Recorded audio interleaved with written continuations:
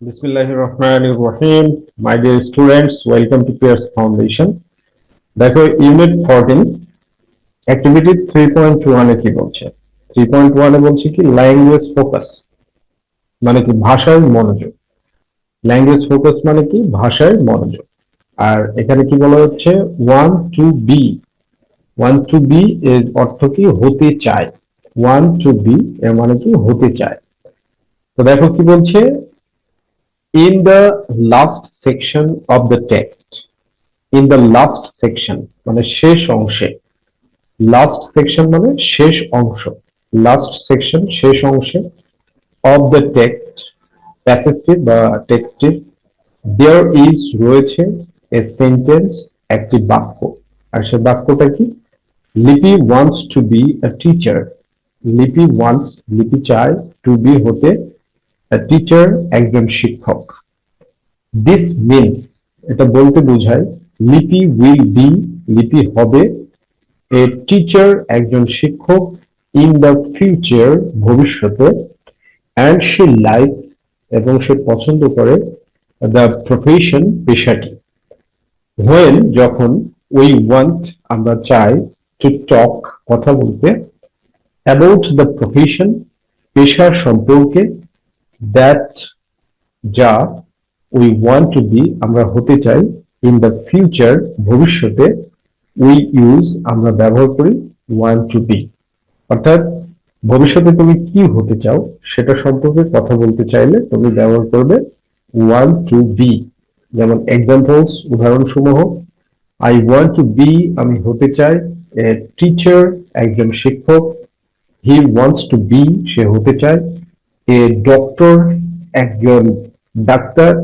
এরপরে কি she wants to be সে হতে চায় এ পেইন্টার একজন পেইন্টার। এরকম ভাবে তুমি বলতে পারো আই ওয়ান্ট টু বি আমি হতে চাই আ বিজনেস ম্যান একজন ব্যবসায়ী।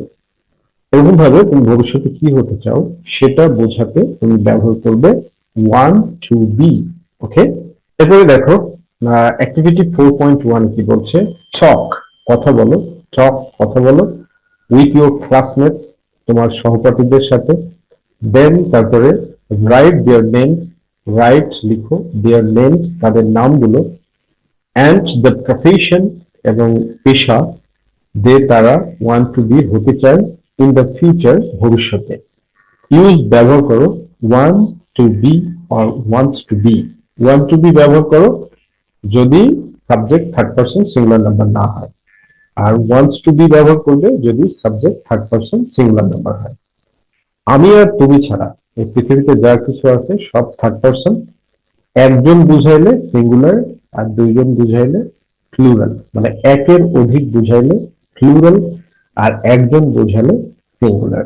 ওকে, তো তুমি এরকম ভাবে লিখতে পারো এ নম্বরে Rahim wants to be a doctor. এখানে কেন ওয়ান্টস হলো?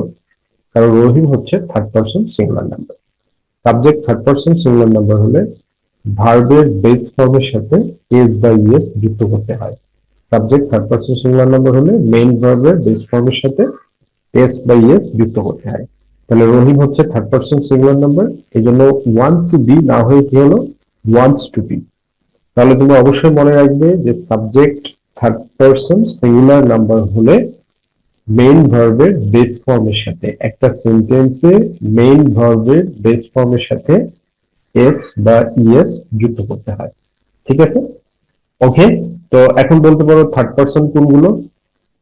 ফার্স্ট পারসন হচ্ছে আমি মানে আই, সেকেন্ড পারসন হচ্ছে তুমি মানে ইউ, আর আমি আর তুমি ছাড়া এই পৃথিবীতে যা কিছু আছে সব থার্ড পারসন। আমি আর তুমি ছাড়া পৃথিবীতে যা কিছু আছে সব থার্ড পারসন। সিঙ্গুলার মানে এক বচন আর একের অধিক হলে বহু বচন। যেমন রহিম, রহিম কি আমিও না তুমিও না, তাহলে থার্ড পারসন। রহিম দ্বারা কয়জনকে বোঝাচ্ছে? একজনকে, তাই এটা থার্ড পারসন সিঙ্গুলার নাম্বার। এই জন্য wants, Rahim wants to be a doctor. তারপর কি করিম ওয়ান্টস, করিম চায় টু বি হতে অ্যান ইঞ্জিনিয়ার একজন প্রকৌশলী। এরপর কি রিনা, রিনা কি third person singular number, wants চায় টু বি হতে টিচার একজন শিক্ষক বা শিক্ষিকা। সুমি ওয়ান্টস সুমি চায় টু বি হতে এ নার্স একজন সেবিকা। এরপর এই নম্বরে কি লিখতে পারো যে হাসান ওয়ান্স, হাসান চায় টু বি হতে পুলিশ অফিসার, একজন পুলিশ অফিসার হতে চায়। তো তুমি আরো লিখতে পারো, যেমন এগুলা ট্রান্সলেট করে দিয়েছি আমরা, তুমি আরো অনেক কিছু লিখতে পারো। ওকে, এইভাবে তুমি A B C D E পর্যন্ত লিখে দিতে পারো। নাও অ্যাক্টিভিটি 4.2 তে কি বলছে? অ্যাক্টিভিটি 4.2 তে বলছে ইউ মে হ্যাভ ফ্রেন্ডস, তোমার বন্ধু থাকতে পারে। মে হ্যাভ থাকতে পারে, ফ্রেন্ডস বন্ধু, হু হ্যাভ ট্রাভেল যার সমস্যা আছে, ইন সিইং দেখতে, হিয়ারিং শুনতে, ওয়াকিং হাঁটতে,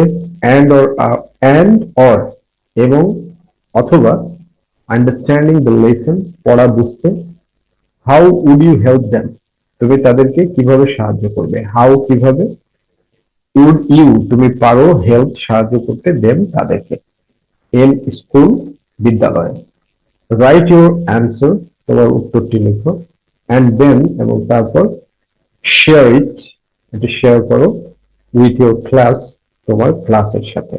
তো তুমি কিভাবে লিখবে ফাঁকা জায়গায়? তো তুমি এইভাবে লিখতে পারো, আই উড হেল্প আমি সাহায্য করতে পারি, মাই ফ্রেন্ডস আমার বন্ধুদেরকে, ইন ডিফারেন্ট ওয়ে বিভিন্ন ভাবে, ইন ডিফারেন্ট ওয়ে, ডিফারেন্ট মানে বিভিন্ন, ওয়েস মানে পদ্ধতি, তো ইন ডিফারেন্ট ওয়েজ মানে বিভিন্ন ভাবে। তো তুমি বলতে পারো ইফ এ ফ্রেন্ড যদি একজন বন্ধুর হ্যাজ থাকে, ট্রাবল সিইং দেখতে সমস্যা, আই উড হেল্প দেম আমি তাদেরকে সাহায্য করব, রিড দ্য বুক বই পড়ে শোনাতে।